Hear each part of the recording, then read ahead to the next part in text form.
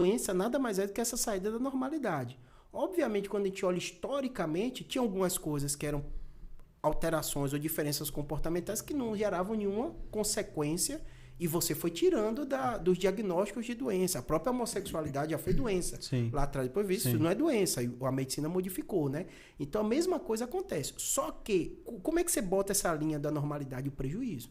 Então, um paciente que tem uma esquizofrenia, um paciente que tem uma depressão, não dá para ficar falando, floreando, não. Eu falo, você tem um quadro depressivo, você tem um diagnóstico de depressão, você tem que se tratar, você tem um risco. Às vezes a pessoa está com um pensamento suicida e tem até um trabalho que é bem curioso, até que os cristãos, até por muita coisa da Bíblia, eles têm uma taxa de suicídio menor. Mas às vezes o transtorno de ansiedade, por a questão do pecado ser um pouco maior, e a depressão também. E aí eu falo muito com o paciente, assim, mesmo que você não vá cometer isso, você está pensando. Então você tem que buscar um tratamento. Então a medicina...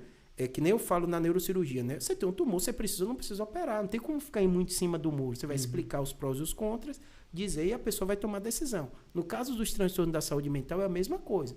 Se a pessoa está com pensamento suicida, se a pessoa está com ideias negativas, se a pessoa não tem vontade de fazer as coisas durante o dia dela, né? Se nada que ela faz no dia a dia dá prazer, ela vai para o trabalho quase como um zumbi e tal, ela tem uma doença. O médico vai diagnosticar, vai dar o diagnóstico de depressão. Aí ele vai definir com ela qual vai ser o tratamento. Vai ser medicamentoso? Você aceita? Como é que vai ser? Quais são os riscos disso? Todo remédio tem suas consequências também, tem os seus riscos, né? Então, assim, para a medicina a gente tem que estabelecer. Então, a gente estabelece limite. Você me perguntar assim, Júlia, é perfeita, é modificável? O tempo todo a gente modifica.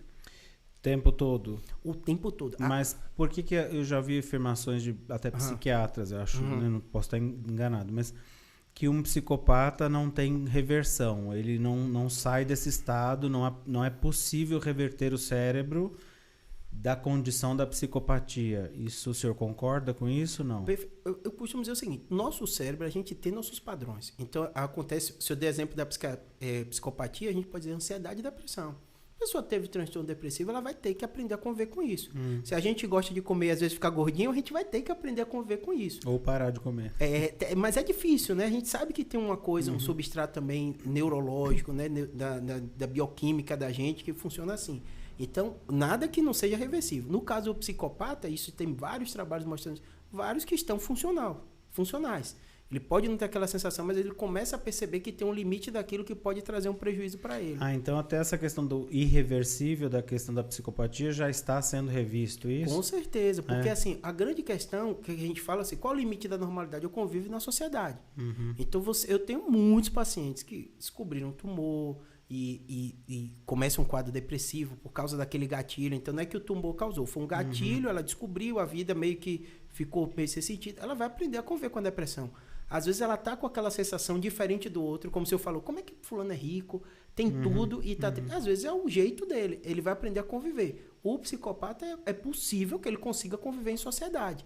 Então, aí que entra o psiquiatra, né? A avaliação ele dá para conviver, ele não dá. Quais são os padrões morais? Mas é sempre algo muito complexo, né? É difícil, né? Por definir. exemplo, um assassino em série, né? Uma pessoa que mata pessoas com aquela característica.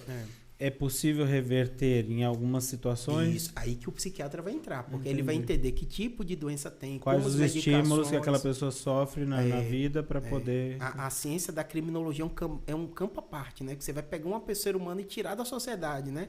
Por quanto tempo? É um debate filosófico do direito. E aí, né? na sua área, como é que isso é visto? Faz sentido retirar essa pessoa? Ou para que ela seja reabilitada, ela deveria estar ainda num convívio? Normalmente quem acaba lidando muito isso é com o psiquiatra, porque a grande questão do psiquiatra, e às vezes o paciente tem isso, por exemplo, eu tenho muitos pacientes que ele tem uma doença neurocirúrgica, a gente operou um tumor e ele ficou com a sequela comportamental. Ou aquele tumor foi na área frontal, é muito